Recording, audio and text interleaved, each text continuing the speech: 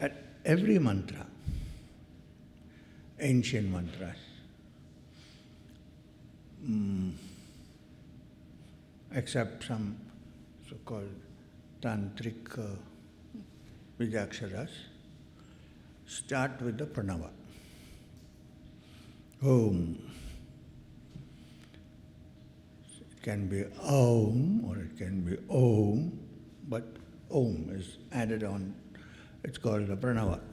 Pranava means that which gives life to the mantra. All mantras have Om, including the famous Gayatri. Om Bhurbhuvassuva Tatsavitravarenyam. First is Om.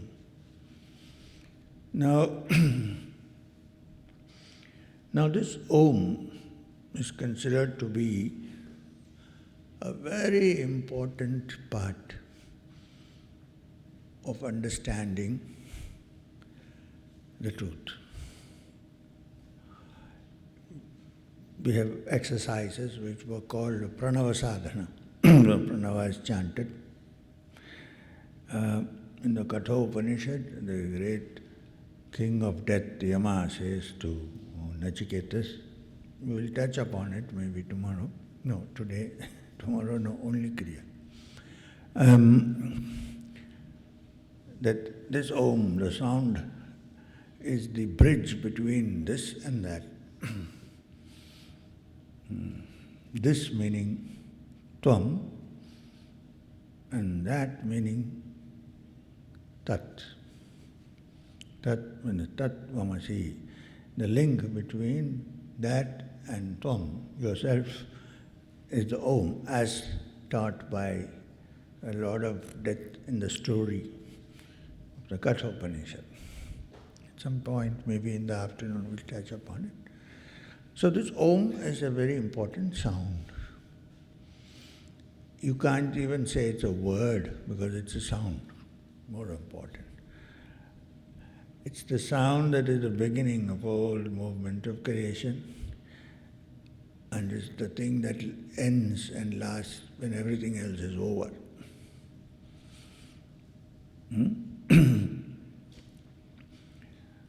And some people call it Vak, the most important sound word.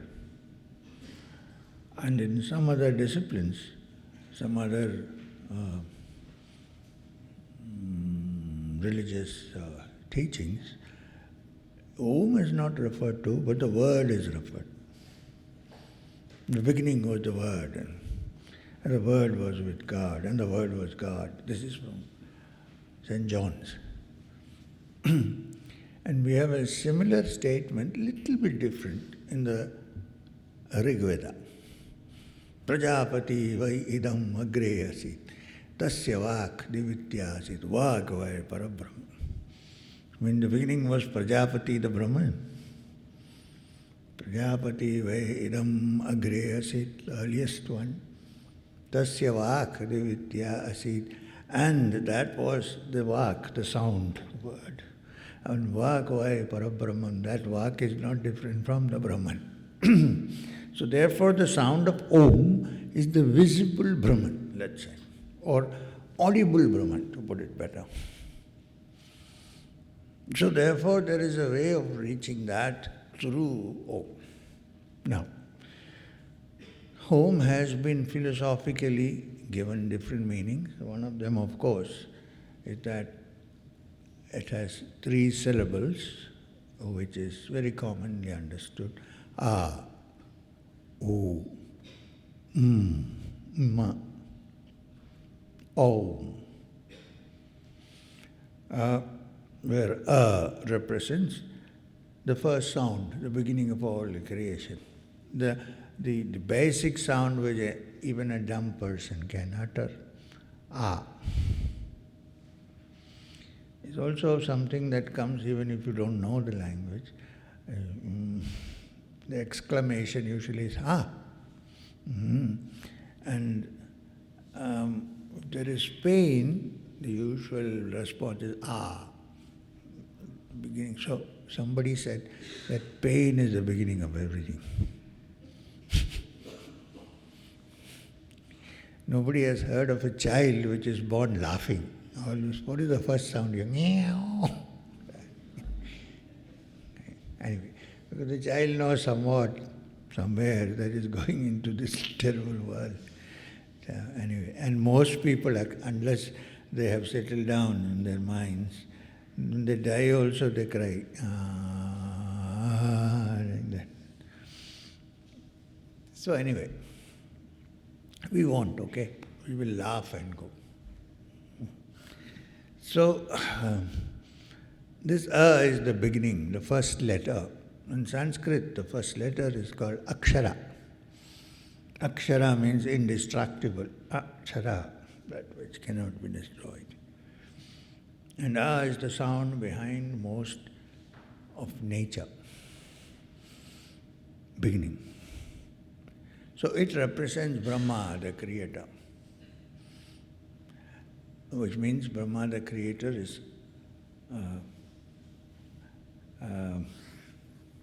a definition given to creation in some form. So 4 heads, meaning 4 directions. Then, now anything that has been manifested, Vedanta would say, Sankhya would also say manifested instead of created. The concept that God is sitting somewhere high up in a workshop and making human beings and throwing them down does not exist in Vedanta, it does not in Sankhya, nor in Upanishad. So here creation means manifestation.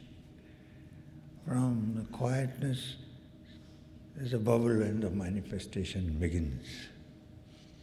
Don't ask me why the bubble is, we don't know. It begins. And then it goes back to complete quietness. So that interim state when what has been manifested is preserved is the O sound. O. So it represents Narayana, which means the preserver of the universe. Narayana usually we represent sleeping on Vasuki, a snake with a hand, in Ananta Sayana, which means unending sleep. Wonderful thing to do after creating this terrible universe. Anyway, happily sleeping away, which means you can also do that if you understand Narayana. Narayana, if you split it into the word meaning, it means the vehicle that floats on the primitive waters, primeval waters. Nara is the primeval undifferentiated sea, water, and on it flows the ayana, the vehicle of life, which is called the Hiranyagarbha, which means the golden womb. No, let's not go into all that. So Narayana or Vishnu is the preserver, the creator, preserver. I mean, what is being preserved, manifested, preserved. And then it ends at some point. Everything ends at some point. This whole universe ends at some point. This earth ends at some point. It's called Pralaya. After Pralaya, the entire manifestation is newly created. Then there is no necessity that the new creatures who come should look like us. There is no such necessity. When Mahapralaya takes place, everything is gone, a new thing. So Brahma comes into action again. So the end of all creation in this universe, in the world, also in our lives, is Mahadeva. We all have an end, a beginning and an end. It's Mahadeva means the great Lord, Shiva. He's called Rudra because he's also the destroyer. Now when you say destroyer, it simply means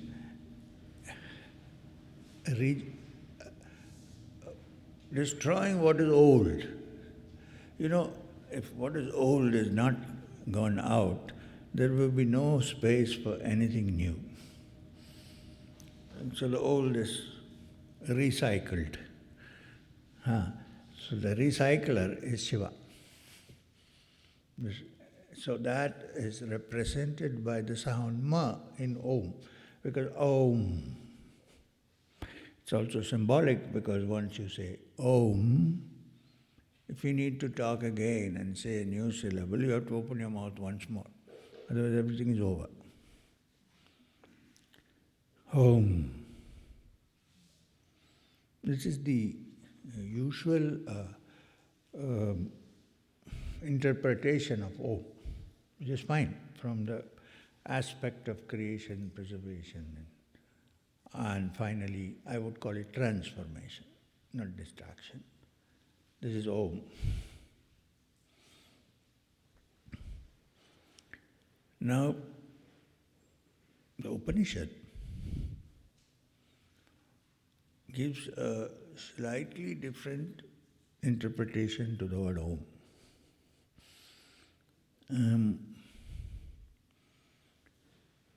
There is one Upanishad which is very small, it is the smallest of the Upanishads, which has only 12 verses, and on which hundreds of pages of commentaries have been written by the great teachers and philosophers. It's the Mandukya Upanishad. Now, Mandukya Upanishad has only 12 verses, and the translation and interpretation of the Mandukya Upanishad is the first known Vedantic text in the history of Vedanta. It was supposed to have been commented upon, it was, by the great Gaudapada sitting in Badrinath. Gaudapada is none other than the Parama Guru of Adi Shankaracharya. So, the commentary that Gaudapada wrote on the 12 verses called the Mandukya is very famous because many other Vedantic teachers have written commentaries on that, including Adi Shankara, who wrote a commentary on the Karikas of Gaudapada on the Mandukya Upanishad. It is the earliest known commentary in Vedantic literature. It's a very early Upanishad. It comes among the principal Upanishads, 11 principal Upanishads. Now what does it say? It also talks about Om. So what does the Mandukya say? First, we always ask, why is it called Mandukya Upanishad? Because in Sanskrit, Manduk, also in Hindi, means a frog. So is there a rishi called a frog rishi who wrote it? Rishi Manduk? No, it cannot be. We have not heard of any. We have heard of many rishis in the Upanishads, but Manduk doesn't come anywhere. So why is it called a Mandukya? So even I tried asking many Uttarkashi, there were many Pandits and Yogis. So nobody answered. They said, maybe there was a Mandukya Rishi, we don't know about it. Okay, fine. Then I asked my Sarnath Babaji one day, though he doesn't appreciate such things. He said, so what? But I said, Babaji, why Mandukya Upanishad? They could have Ashwa Upanishad, they could have written Horse Upanishad. Why Mandukya Upanishad? So he said, look, what occurs to me is that it's a symbol to show that it doesn't matter who is speaking the truth, whoever says it is the truth. So the who saying it is not so important as what is being said. Like if they write the Rishi who propounded and the other thing is, no Upanishad, including the principal Upanishad, have the mention of any Rishi's name on it. Inside the subject matter, yes, but in the name, no. Mandukya, Sveta, Shvatara, Prasno Upanishad, Katho Upanishad, no mention is made. Ishavas Upanishad. So why only one summary? So he said it's simply to indicate that no matter who is saying it, it could be a frog. But the truth is more important, not where it comes from. Except that when a teacher looks like a frog, probably people won't listen. If I was looking like a frog, I don't think we'll have a crowd. We'll have 2, 3 people, oh, this frog is coming. So, it doesn't matter what the shape, the wisdom is more important. One. Second was that a frog is the most prominent example of metamorphosis. Metamorphosis is a biological process. First, the frog lays eggs, and there are tadpoles in the water, little round things with tails. And then it grows into a frog. When it grows into a frog, it's an amphibian. It can live on water and it can live on land. It's a great metamorphosis. Which means that one who has touched the truth, doesn't matter where he lives, he can live in this world or he can live in isolation, but he's still the same. He's an amphibian. These are the two things that Babaji told me, Maheshwarnath Babaji. I have had no other explanation from anybody, so I gave it to you. Okay. Now this Mandukya Upanishad starts with defining Om. The Mandukya Upanishad says that the sound it agrees that it is the simplest sound, etc., etc., but the sound indicates the waking state of consciousness which is common to all human beings. It means you're asleep, then you wake up, and then this whole waking state which is common to you and me, to all humanity, that is represented by the sound Now, do we need to examine all the commentaries, examine the waking state? Do we need to look at it? I think it's very, very clear. I mean, you all know what is waking state. I hope we are awake. So, you know, the waking state. Is there any dispute on the? Yes, there is. The Vedantists go into depths of what can we call the waking state. They say most humanity is half awake and half asleep. People tend to see only those things which they want to see and avoid other things, or neglect other things. So even waking state is not fully waking. Also, in waking state is a possibility of daydreaming. Then it doesn't remain a pure waking state. A pure waking state is when all your senses are alert and you're living in this world now and not thinking of anything else, experiencing this world. This is waking state. Now this is common to all human beings, well, animals also. Now this represents in this there is nothing to believe. I mean, we are all awake, right? So we are all in the waking state. Only thing is, even in waking state, the conclusions that you draw based on your sense perception may not always be right. This is what the commentators are discussing for pages.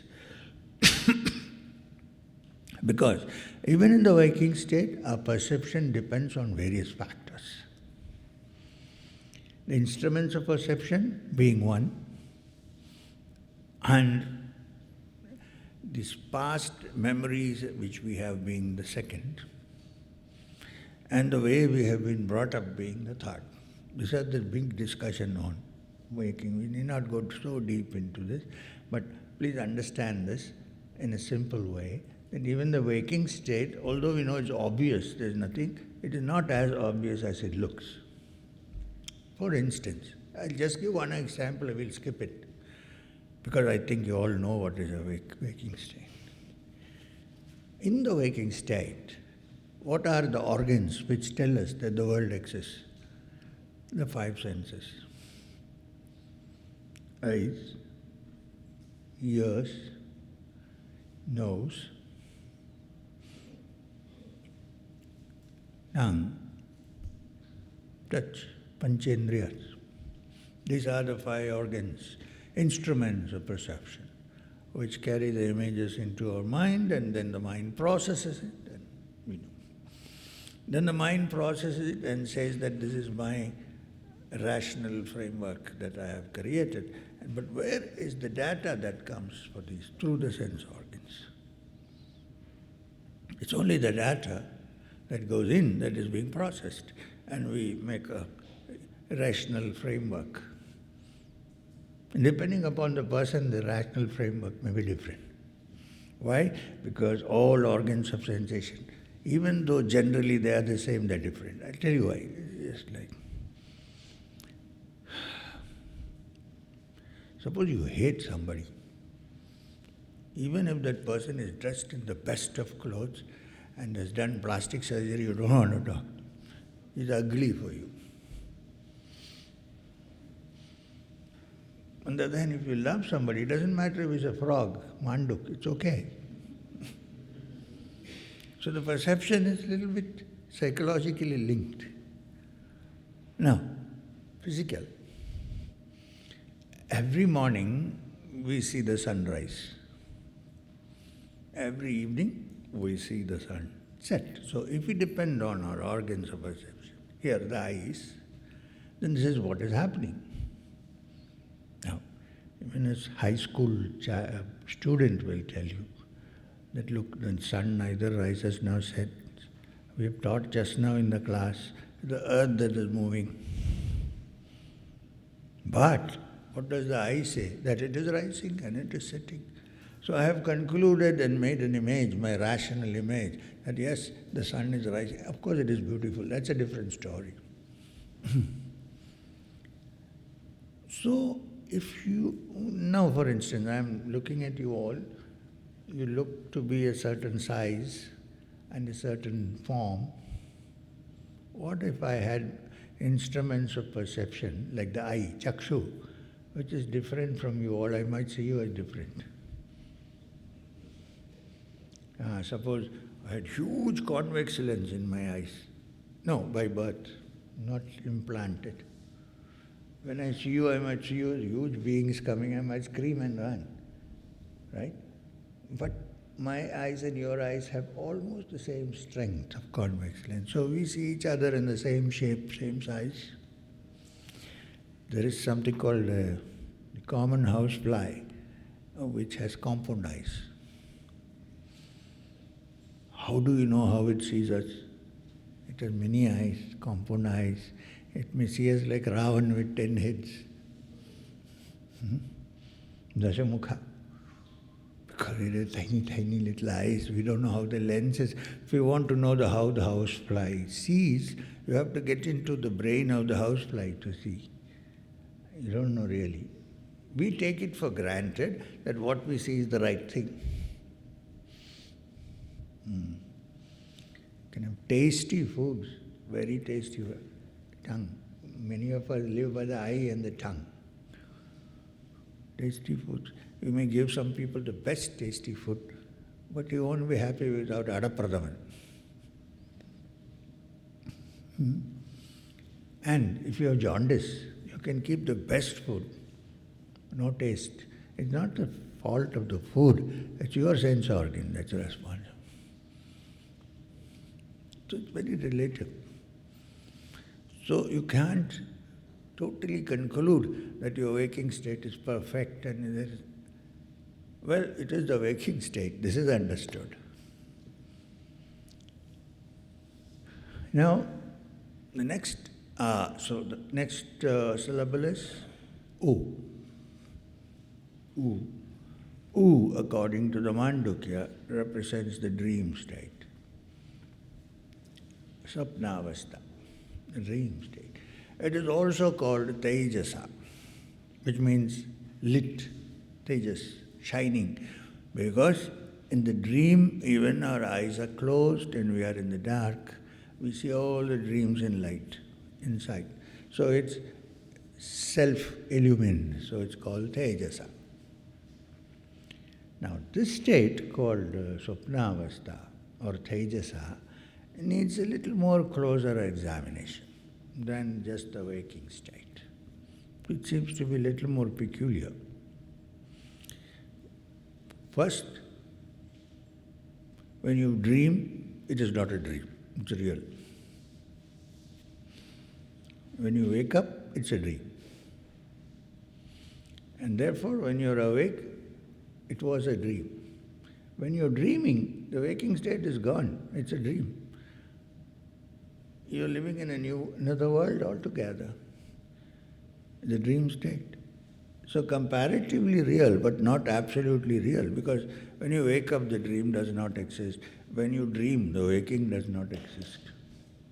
The only difference is that between dream and waking state is that in the waking state there is a continuity. In the dream there is no continuity. I may dream that I am the, I can't find it. I'm Kuber, the Maharaja of, the king of all wealth or something. I might dream. When I wake up, I'm the same. I'm who's seeing if this is stone, I need to. But then it was very real, right? It's only when I wake up I find that it is a dream. If somebody told me, hey, you're, no, you say, shut up. Now, and the dream is so real that even when you wake up in Jagrat from Swapna, the reactions that happen exist in some way. Like, suppose a tiger is behind you in the dream. It's terrible, you're terrified, you're running, you're trying everything, you're chanting Om, you're doing all you can. Then the dream is gone. Because you're screaming, so your wife comes and pours some water on your face. Get up, why you scream? Okay, I got up. There is no tiger. But I'm still looking. Because you are so real, and I'm still sweating. My pulse rate is still high. My heart is still beating faster. If you check your BP, it might be higher. How did this happen when there is no tiger? Because I was living in an imaginary world of tigers. This is the Swapnavastha. Believe me, don't say it's a dream. It's very real when it is happening. It's a dream only when you wake up. Now this is something to be examined carefully, and some great teachers have even gone to the extent of saying, which has some truth in it, that now you think you are awake. Now in the dream also you think you are awake. Who knows, maybe you are into a long dream. Maybe one day you'll wake up and say, my God, what a dream. If I say that now, you won't believe me. If I say while you're dreaming, no, you won't believe me. So, the rishis said, the ancients said, Iti Shushruma Purvesham, so said the ancients, that this state which is real is only the witness. All other states change. You need a witness for dream. You need a witness for waking. Witness is there. Without that you won't know about these states. But the states themselves are not absolutely real. They are only relatively real. When one is there, the other doesn't exist. When the other is there, this does not exist. So now, this is U. There is no mumbo jumbo, nothing. It's straightforward. Then you have another state which again needs to be examined because it's very important. A lot of things hinge on that. And that is the deep sleep state. There is also a state when there are no dreams. It may be very short. There is a state when there is absolutely no dream. This is called Shushupti in the Upanishad. Even in the philosophy Vedanta also, it's called Shushupti. Now Shushupti is deep, dreamless sleep, which again is common to all human beings. And now this is also an interesting state, because all of us go to sleep.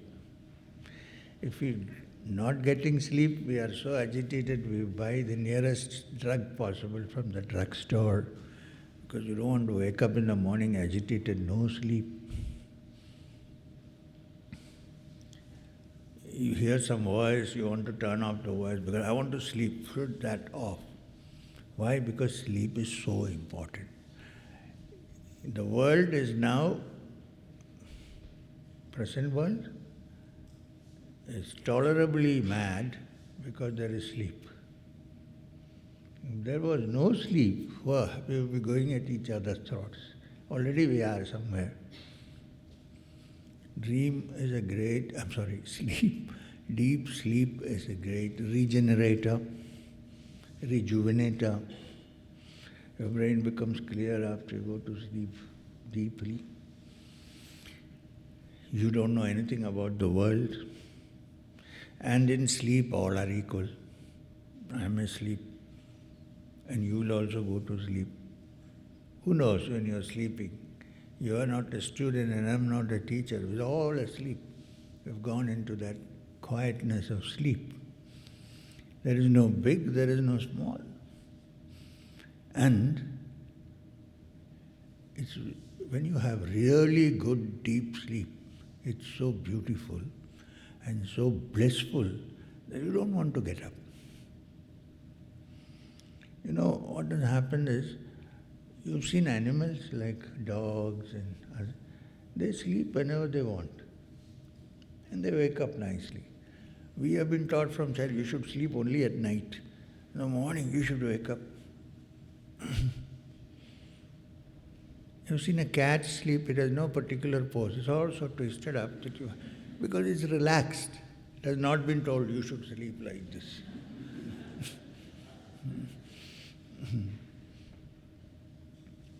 But sleep is an equalizer.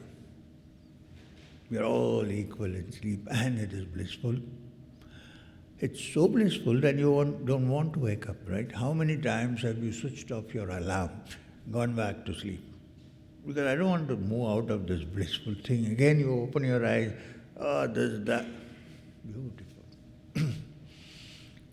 And this Vishupti, where there is no inner recognition, no outer recognition, everything is dissolved into one whole, it's common to all human beings and is the essence of our being. Which doesn't mean that all spiritual practice is to go deep into deep sleep. You know what I am saying? It's an example to see that there is in us a deep, blissful state, untouched by anything. Unfortunately, we do not remember it at that time. We remember it later. We are not aware of it at that point. We are aware of it or in our memory when we wake up, because we say, oh, that was a blissful sleep. God, I don't know why I woke up.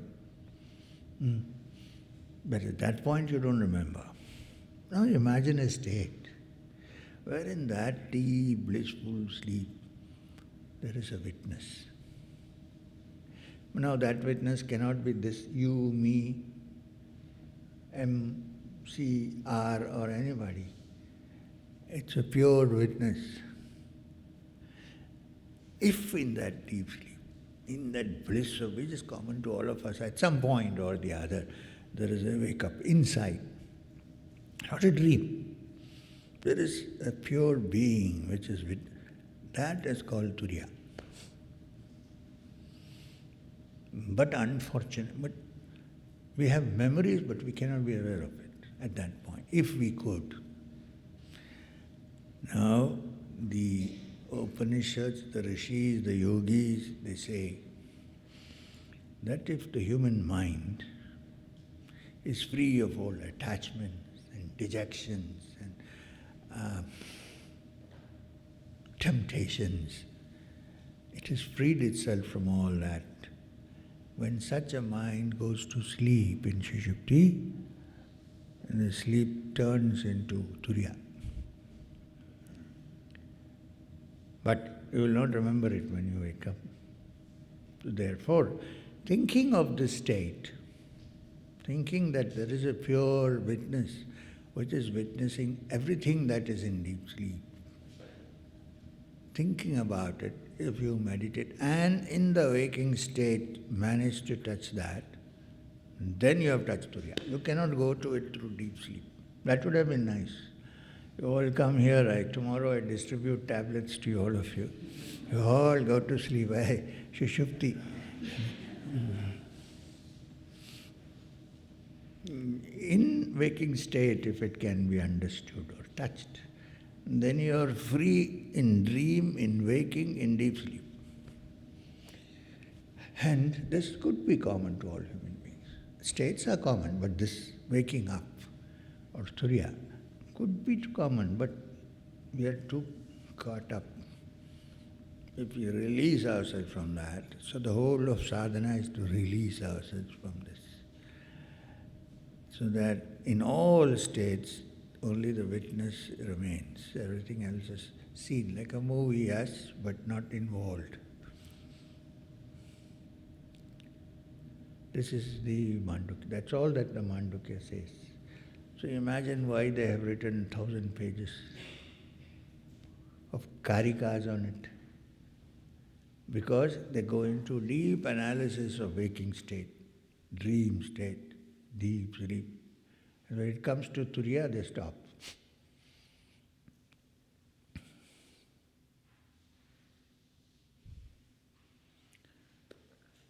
We have 10 minutes more. So I did one Upanishad for you, which is usually done in 3 days. I tried my best because I know your mind, Kriya. So,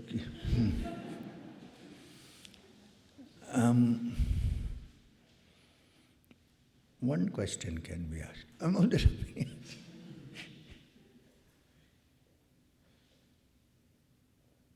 What should I do? Okay. Sir, yesterday you mentioned for the Yama Niyamas, if we cannot speak the truth, at least to have silence. What if silence is also not an option? What if truth and silence hurt someone? Then you have to say something. Now, what I said was, as human beings, it's humanly impossible most times to stick to truth 100%. It's so difficult, it's not easy. You will probably do that when you're free and you don't care what happens to you. Till then, it's not easy. So all I said is try your best and keep progressing until you find, actually it's this, I explained yesterday to you, lie becomes a burden on one. If one realizes that, then one will try and speak the truth. Try. Truth, according to Manu, Smriti, also is that which is true but causes good to as many people as possible. So if that second part doesn't apply, then refrain from it. Keep going. That's what I meant. This was told to me by what we would call who was the elder of the Pandavas, who was lying on Bhishma. This was told to me by Bhishma Pitamaha of law in India, Justice Venkatachalaya. So I asked him about this question and he said, this is the definition, Manusmriti, then you do what you want. So, you can try. Now look, it's like this. Suppose me, I am telling lies all the time. So how do you know what I am talking to you is true? So there must be some basic truthfulness in oneself. Truthfulness doesn't mean just speaking the truth. Truthfulness also means to be and not pretend to be something else. This is also, suppose I say that, oh, I am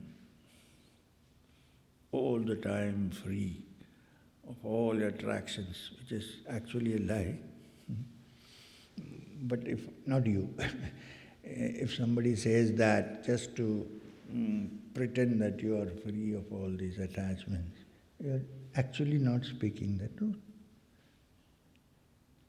So think about it, try your best in daily life, and after some time if you find that the profession in which you are needs you to speak untruth all the time, then if you are a true spiritual, you will extricate yourself from it and find something which is better in that direction. It may not happen in one day. These are all gradual processes. But in this context, I want to tell you something. Sri Ramakrishna Paramahamsa said that if one doesn't utter a lie, not even one lie, for 12 years, after that, by mistake also, if you utter a lie, it may become the truth. That's why they say, when great sages say, this will happen, it will happen, because they have always been with the truth. So the truth acts on their behalf.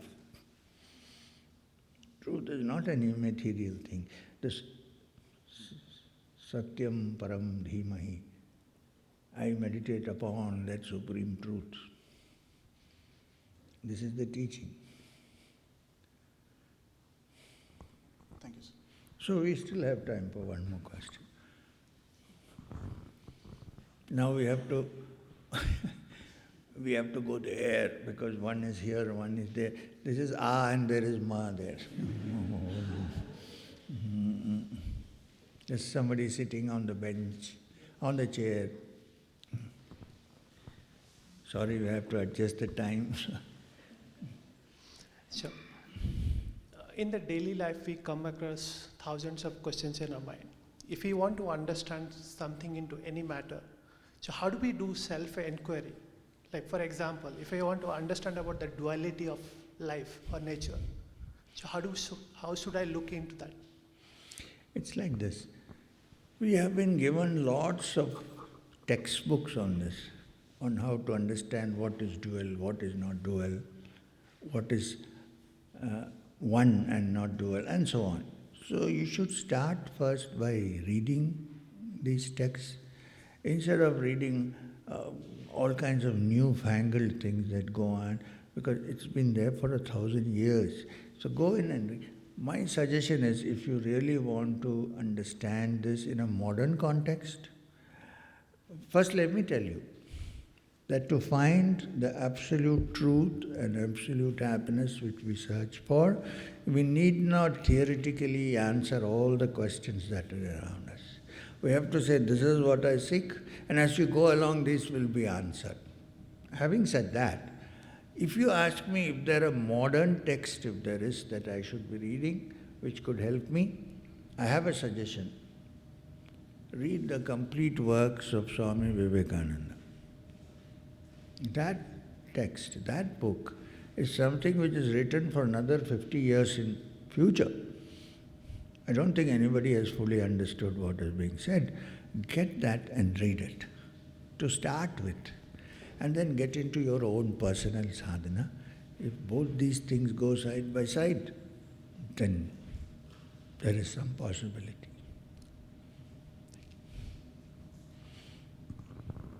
Yes, we can stop. So, thank you very much for the cooperation. I will come back in the afternoon. The first session again would be Samadhipada. Second session, we will slowly start Kriya. We'll get into it. I will then explain to you why it is important to have a spiritual practice and what is Kriya and why we need to do breathing and so on, and we'll come to that. That's fair enough, I think.